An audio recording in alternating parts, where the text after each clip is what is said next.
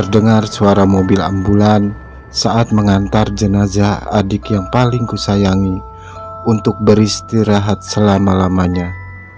Aku hanya bisa melihat jenazah adikku itu terbaring.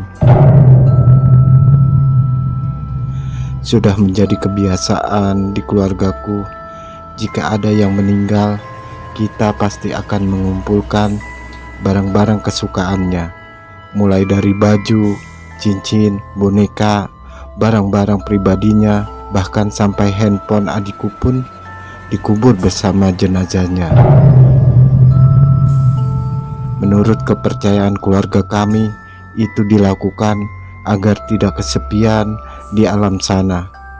Percaya atau tidak, itu sudah menjadi tradisi turun-temurun keluarga kami sampai sekarang. Maria, adikku, meninggal karena sebuah insiden. Tidak ada yang melihat jelas kejadiannya, tapi katanya dia tergilas truk yang sedang lewat. Air mataku sudah habis. Aku hanya bisa pasrah jika mengingat kejadian itu. Belum seminggu setelah kematiannya, aku mulai merasakan hal-hal yang di luar nalarku. Malam itu aku kembali ke Semarang, sedangkan orang tuaku masih di kampung. Di perjalanan, kurasakan masih ada perasaan yang mengganjal, tapi entah apa itu. Sampailah akhirnya aku di rumahku. Kunyalakan semua lampu dan beranjak ke kamar. Setelah itu, aku menuju dapur untuk mengambil minuman dan bergegas ke ruang tengah. Aku melihat TV menyala sendiri.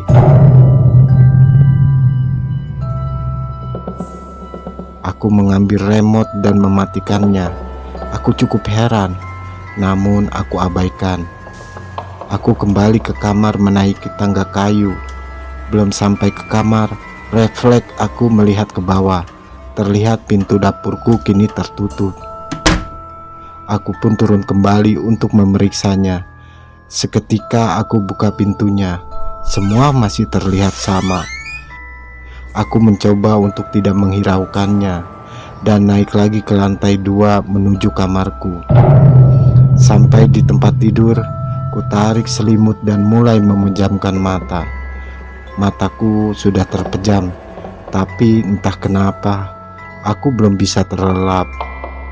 Sampai aku mendengar seperti ada seseorang yang menaiki tangga menuju lantai 2. Langkah kaki itu semakin jelas terdengar, dan suaranya terhenti tepat di depan kamarku. Tiba-tiba pintu kamarku terbuka sendiri. Aku melihat sebuah bayangan di pintu kamarku, seperti ada seseorang yang sedang berdiri. Perasaanku mulai tidak nyaman. Aku berdiri dan menarik pintunya. Tidak ada seorang pun di sana. Aku melempar pandanganku ke seluruh penjuru rumah. Jelas aku hanya sendirian di sana. Tapi bagaimana mungkin? Apakah ini hanya halusinasiku saja? Tiba-tiba samar terdengar suara gaduh yang berasal dari dapur. Buru-buru aku berlari ke dapur, tapi nihil, tidak ada siapa-siapa. Hanya saja terlihat piring dan beberapa panci berubah posisi, seperti baru saja ada yang memainkannya.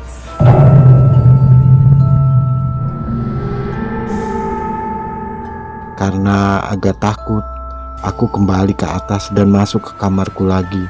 Aku mengambil handphone dan segera menghubungi temanku untuk sekedar menemaniku.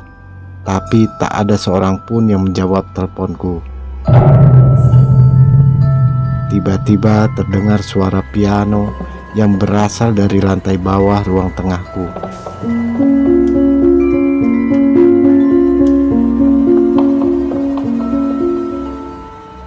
Piano itu terdengar melantun dengan nada yang sepertinya bagiku adalah tidak asing lagi. Aku seakan sering mendengarnya, tapi di mana? Kepalaku banyak dipenuhi pertanyaan. Penasaran, aku beranjak ke tempat di mana piano itu berada. Begitu sampai di sana, piano itu tidak berbunyi lagi. Aku kembali menatap nanar ke sekitarku. Semua terasa sunyi. Aku lemas ketakutan sampai handphoneku tiba-tiba berbunyi.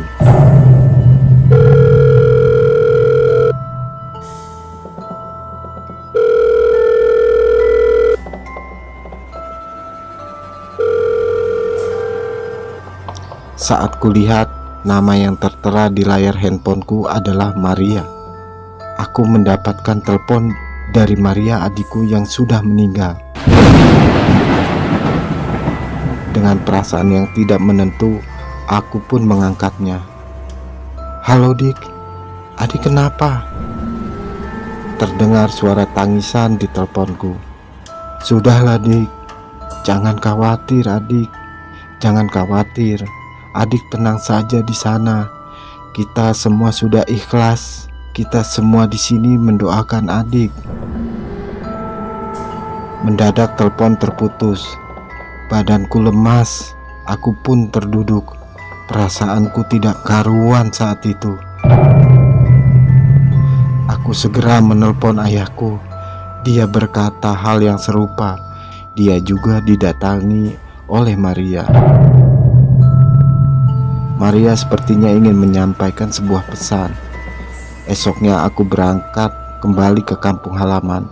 Kami meminta jasad Maria untuk diotopsi oleh pihak yang berwajib.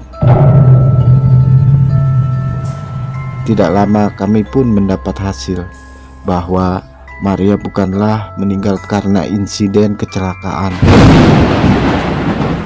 Ditemukan bekas penjamahan pada tubuh adikku. Bisa dibilang sebelum meninggal, adikku dijamahi dulu, lalu baru dibunuh dan dibuang ke jalan agar dikira tertabrak. Aku sangat terpukul mendengar hal itu. Aku semakin emosi dan marah. Sampai saat ini aku masih mencari pelakunya. Siapa yang telah tega berbuat hal biadab itu kepada adikku yang tercinta. Aku duduk dan melihat foto-foto adikku.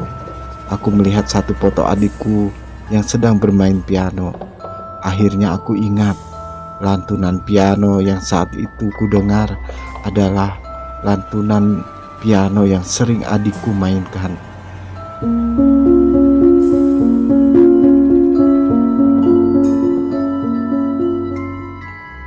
Ya, malam itu arwah adikku memang datang mengunjungiku untuk menyampaikan sebuah pesan bahwa dia belum tenang di sana.